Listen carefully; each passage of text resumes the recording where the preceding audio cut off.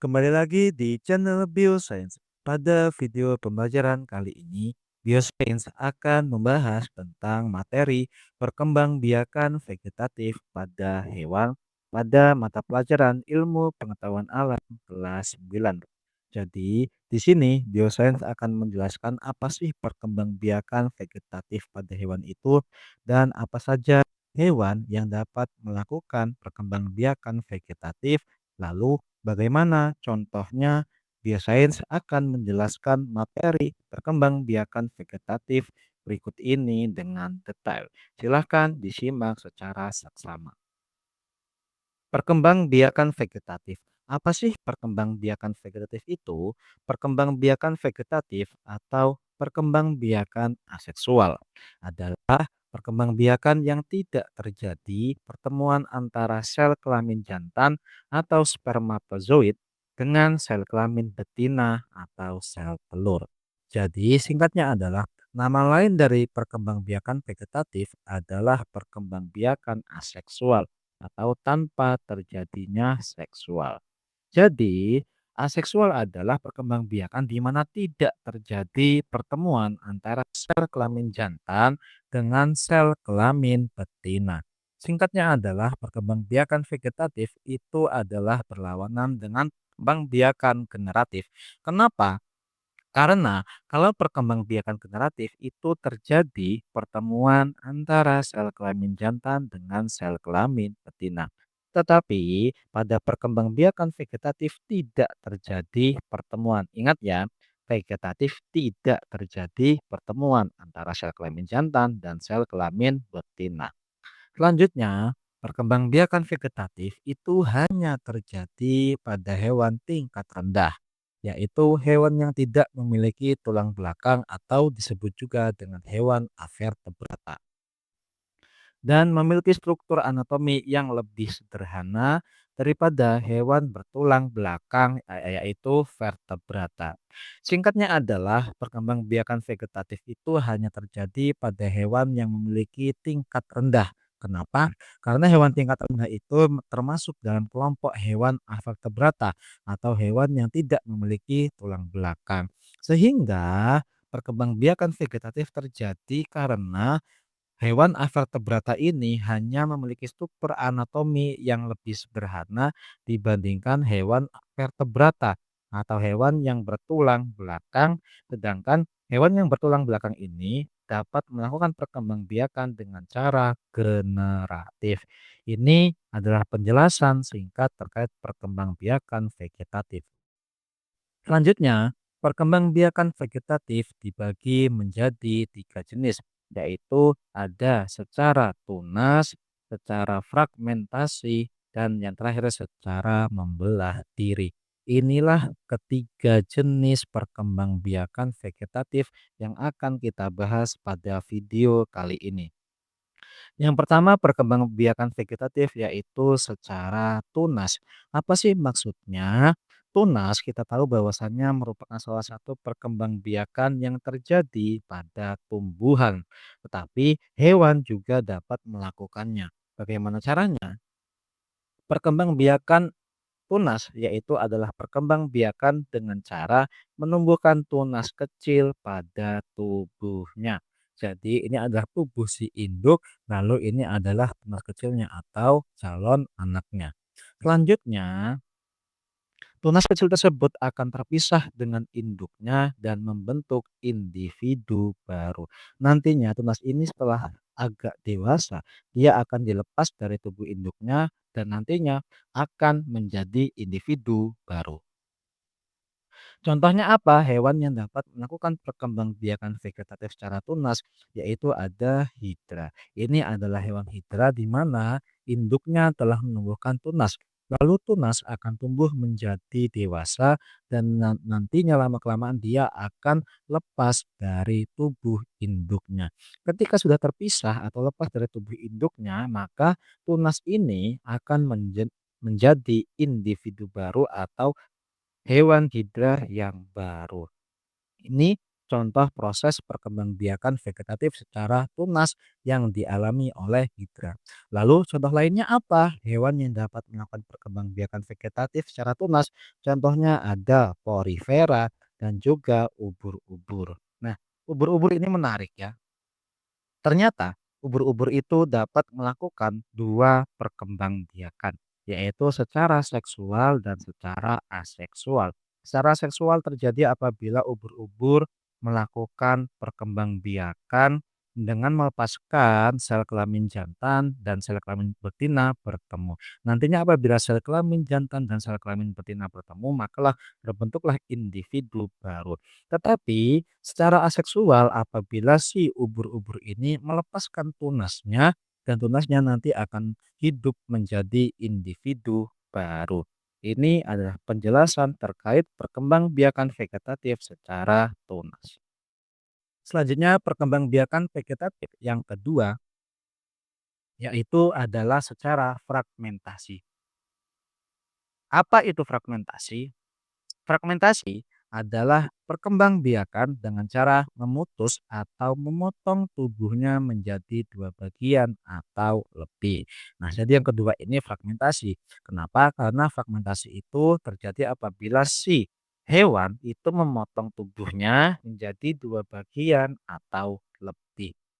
Lalu bagaimana setelah si induk ini memotong tubuhnya menjadi dua bagian atau lebih? Selanjutnya, kemudian potongan-potongan tubuh tersebut akan tumbuh menjadi individu-individu yang baru. Misalkan tubuhnya jadi dua, ya nanti akan tumbuh menjadi dua individu baru. Contohnya terjadi pada hewan planaria atau cacing pipih. Dengan melalui proses yaitu ini adalah proses cacing pipih melakukan perkembangbiakan fragmentasi. Yang pertama adalah planaria utuh membelah secara transversal, ini ya, transversal dari satu tubuh menjadi tiga bagian, membentuk beberapa bagian. Lalu setelah dibelah bagian tubuhnya secara transversal, selanjutnya setiap bagian badan tersebut akan berkembang membentuk satu organisme utuh. Nih kita lihat, dari kepala akan tumbuh bagian badan dan ekor, dari badan akan tumbuh bagian kepala dan ekor. Dari ekor akan tumbuh bagian kepala, badan ya. Jadi singkatnya adalah setiap potongan cacing planaria atau cacing pipih itu akan tumbuh menjadi satu organisme yang utuh. Nah, ini contoh dari cacing planaria yang dapat melakukan perkembangbiakan secara fragmentasi. Contoh yang lain juga terjadi pada cacing pita. Ini adalah dua hewan yang dapat melakukan perkembangbiakan secara fragmentasi. Selanjutnya, perkembangbiakan vegetatif yang ketiga adalah secara membelah diri. Bagaimana caranya? Perkembangbiakan vegetatif secara membelah diri adalah perkembangbiakan dengan cara membelah diri yang dapat dilakukan oleh hewan bersel satu. Ya, jadi salah satu ciri hewan tingkat rendah atau kelompok A vertebrata itu hanya memiliki satu sel inisalnya di bagian tengah. Nah, bagaimana caranya? Ketika membelah diri, ya, inti sel hewan akan membelah menjadi dua. Jadi ketika hewan ini membelah diri, inti selnya juga menjadi dua. Diikuti dengan pembelahan cairan dan juga dinding sel. Dan jadilah individu baru. Jadi setelah inti selnya membelah menjadi dua, lalu cairan dan juga dinding sel pada hewan tersebut juga membelah menjadi dua. Dan nantinya setelah selesai pembelahan, akan terbentuk individu baru. Lalu, apa bedanya dengan fragmentasi? Tadi kita sudah bahas banyak fragmentasi itu juga memotong tubuhnya secara transversal atau secara singkat ya membelah diri juga. Berarti sama dong dengan perkembangbiakan yang ketiga yaitu membelah diri antara fragmentasi dengan membelah diri. Nah, ternyata ada perbedaannya. Perbedaannya apa? Kalau fragmentasi, setelah induknya memotong tubuhnya menjadi dua bagian atau lebih, potongan tubuh tersebut masih belum lengkap. Kenapa? Misalkan tadi kan kalau hanya kepala saja yang terpotong, ketika terpotong ya kepala dulu, nanti membutuhkan waktu baru tumbuh badan dan ekor. Ya, masih belum lengkap nih anggota tubuhnya sehingga butuh waktu. Waktunya apa bagi potongan tubuh tersebut untuk tumbuh menjadi individu baru yang lengkap. Jadi kalau fragmentasi itu setelah tadi cacing pipih memotong beberapa bagian tubuhnya, nah potongan tubuh tersebut akan membutuhkan waktu untuk melengkapi bagian tubuh yang terpotong, yang awalnya hanya bagian badan, nanti baru tumbuh bagian kepala dan ekor.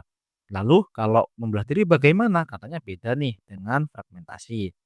Nah, ternyata sedangkan pada proses membelah diri, setelah induknya membelah diri menjadi 2, nanti induk ini membelah diri menjadi 2, masing-masing hasil bagian tubuh akan langsung tumbuh menjadi individu baru yang lengkap. Jadi kalau membelah diri, ketika induknya membelah jadi 2, maka setiap anak atau setiap individu baru itu sudah memiliki organ tubuh yang lengkap. Jadi sangat beda ya dengan fragmentasi. Kalau fragmentasi, ketika tubuhnya dipotong, butuh beberapa waktu untuk melengkapi bagian tubuhnya. Tapi kalau membelah diri, ketika sudah membelah tubuh induknya, maka setiap individu sudah memiliki anggota tubuh yang lengkap. Itu perbedaan singkat antara fragmentasi dengan membelah diri. Lalu contohnya apa? Proses perkembangbiakan vegetatif secara membelah diri. Contohnya adalah proses membelah diri pada amoeba. Amoeba itu salah satu hewan tingkat rendah yang hanya mempunyai satu inti sel. Nah, ini adalah induk dari si amoeba, ya. Ini adalah induknya dan ini inti selnya. Lalu bagaimana prosesnya? Prosesnya adalah pseudopodia atau kaki si induk amoeba ini nantinya akan ditarik ke dalam ya. Kita lihat awalnya kakinya pada menjulur dan dia masuk ke dalam bagian tubuh si induknya atau kakinya masuk ke bagian dalam si induk. Selanjutnya setelah kaki ditarik ke dalam tubuh si induk, maka inti selnya akan membelah. Ini kan inti sel nih, ini hanya satu, lalu dia membelah menjadi dua bagian. Setelah inti selnya membelah, selanjutnya sitoplasma juga membelah. Sitoplasma itu cairan pada tubuh si amoeba, ya, atau tubuh si amoeba nantinya yang berisi cairan atau sitoplasma itu akan membelah menjadi dua. Setelah sitoplasma membelah, terbentuklah yang namanya individu baru atau anak amoeba. Nah, yang awalnya ya satu tubuh dibelah menjadi dua dan setiap anak amoeba atau setiap individu baru amoeba ini sudah memiliki organ tubuh yang lengkap. Nih ya, pada awalnya kakinya ditarik ke dalam, tapi ketika sudah dibelah, kakinya atau pseudopodia pada amoeba atau kaki amoeba sudah dikeluarkan lagi dari tubuh si anak-anaknya. Ini adalah proses membelah diri pada amoeba. Terima kasih telah menonton video pembelajaran biosains. Jangan lupa dukung terus channel Biosains dengan cara menekan tombol like, komen, dan share sebanyak-banyaknya serta subscribe channel YouTube Biosains agar channel ini dapat berkembang menjadi lebih baik ke depannya. Sekian, terima kasih.